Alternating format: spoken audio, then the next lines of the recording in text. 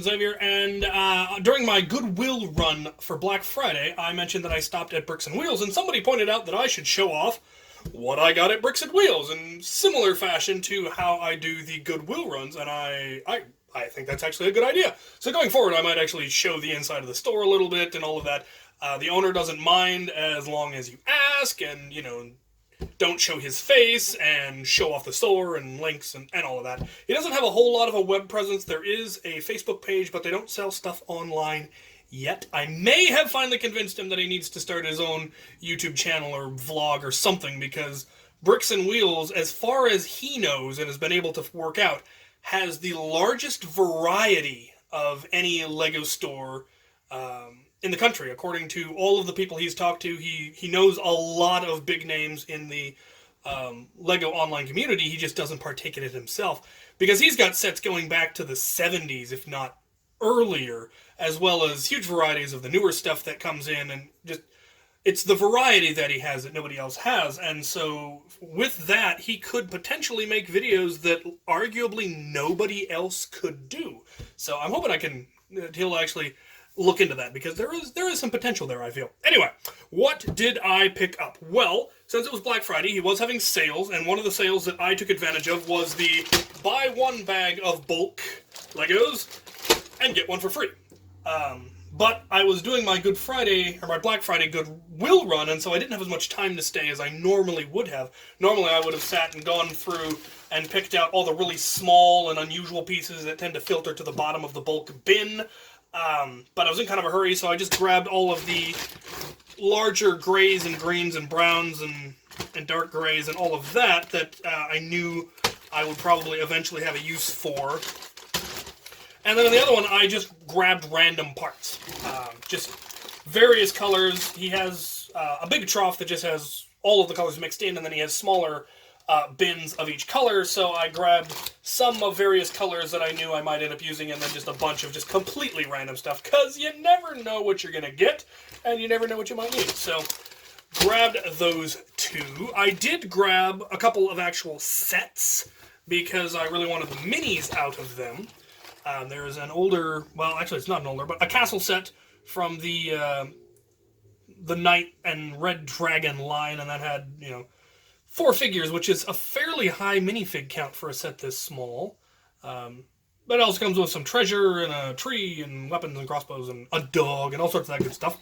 I then also picked up a Pirates of the Caribbean set, because I wanted the darker skinned characters, because I have very, very few of those, and I have need for some stuff that I'm planning to build. So it also has a lot of really neat detailed parts, the globe and the little bottles and all of that jazz. Plus, a Captain Sparrow. Who doesn't want a Captain Sparrow? I also picked up a Nixon Knight villain pack, because this is one of the few villains from the Nixon Knight set that I'm pretty sure I don't have. This strange winged spider-legged thing.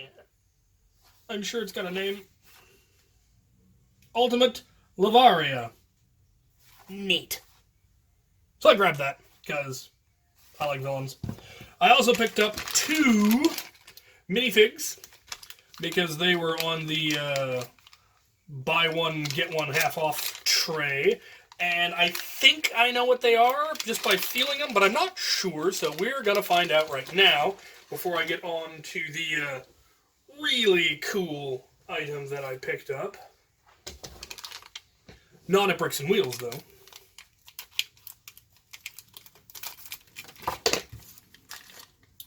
Alright, well this one is the one I thought it was. It's the Forest Hunter looking character that I really, really like for a number of reasons we'll go into in just a second.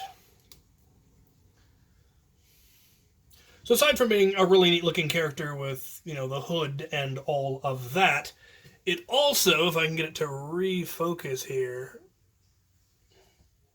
I cannot. Focus. Focus. It's not going to focus. Anyway, the little logo on his shirt is the Wolfpack symbol from back in the 90s, and I think it's really neat that they brought that symbol back and created another very outlaw-y looking character to go with them because they were always outlaws. Now I'm hoping the other one is actually the same one. The other one that would have been nice to get would have been the pirate from this series. And it is! Cool! Not sure how many of these I have now, quite a few, but I'm looking to create an entire, squad of these kinds of scout characters. What with army building and all of that. That was another neat thing that I discovered when I was there. He has bins and bins and bins of castle figures that apparently pretty much nobody wants, and so he gave me the opportunity to go through them at some point when I have time and bulk build armies for a fairly reasonable cost. They won't be, free or incredibly cheap, but probably cheaper than I could get anywhere else, and I get to pick exactly what I want. So that's really nice. Alright, so that is all the stuff that I picked up at Bricks and Wheels. These will be getting built in Lego by the Book series. These will get just sorted out, bulk sorted out, just because I find that very therapeutic. And if you want, I can film the sorting so you can watch all the parts get fast forward if anybody is interested in that. But the creme de la creme for Lego that I've picked up recently was found at a Goodwill in Centralia, where we usually have our Fort Borst Wars. And it wasn't found by me, it was found by Walcom. And he, being the awesome and super cool friend that he is, let me buy it. And that is this set. This is set 1030 from 1985, and it is one of the earliest Technic sets that they ever came out with. And it is in absolutely pristine condition. In fact, I don't know that it has ever actually been played with. Or if it has, they put it back in almost unused condition. So that is really, really cool. I have a friend, Devin, who's been on a couple of runs with me, and then we've built Technic sets that he's bought, who is a huge fan of Technic, so he is thoroughly jealous of this particular find. But yeah, that was super cool. This one will not be getting sorted or built. This one will be one of the few things where I keep this as a collector's item because it is one. So that is really, really cool. That is the Lego finds for this month, and like I said, there will be buildings and sortings and loads of fun stuff going forward. I did also, while at Oricon, I ended up coming home with a large collection of Star Wars sets that were traded to me in exchange for a commission that I need to get started.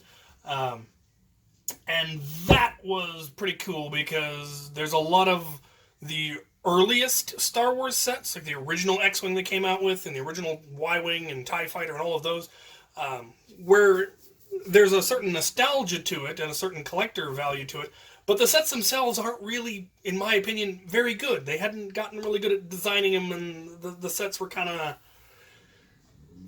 early prototype type designs. They've now gotten much better at making them look much more movie accurate. These ones have a lot of blue accents on the TIE ships that just were never there. I don't know what they were going for with that, but there were two really big sets in there that I never thought I would ever own, and now that I do, I am very, very pleased and looking forward to building them. The problem is I can't fit them in this Lego room. There is nowhere for me to put sets of that size, and so they will probably have to wait until I get a larger place, which is, of course, something I'm working towards. So that'll be a lot of fun when I finally get to build those and suspend them from the ceilings and have a lot of those older Star Wars sets on display, because I've reached a point in my collection where I can do that. I can build sets and just put them on display rather than always needing to take them back apart because I bought them because I needed parts, and I'm going to do that. But these ones weren't ones that I went out of my way to acquire, so I can just build them and have them, which is cool to have reached that point in my collection, because there's a lot of older stuff that I like to just have because I wanted them as a kid and didn't have them, and now I can have them and I just want to have them. So that'll be fun when I finally get my own place and I can actually truly customize the room. There's limits to what I can do in this place because I'm renting. I can't put permanent shelves in the walls to put sets on, and I can't put hooks in the ceiling to hang sets from and stuff like that. So I'm looking forward to getting my own place where I can do all that sort of thing. So there you have it. That was Lego for this month. I'm looking forward to sorting and tinkering and building and all of that. So, for those of you who wanted to see these kinds of videos, let me know what you'd like to see. If you'd like to, I'd like to go to the Lego store and look at their Wallow bricks, and I'd like to go to there's two Bricks and Wheels locally, and I could probably go to, there's a couple other stores locally. I'm pretty sure there's a couple of Bricks and minifigs within driving distance of here that I could go to, mostly to show how they're not as good as Bricks and Wheels. But yeah, let me know what kind of stuff you'd like to see, and I will look into doing it. Thanks for watching.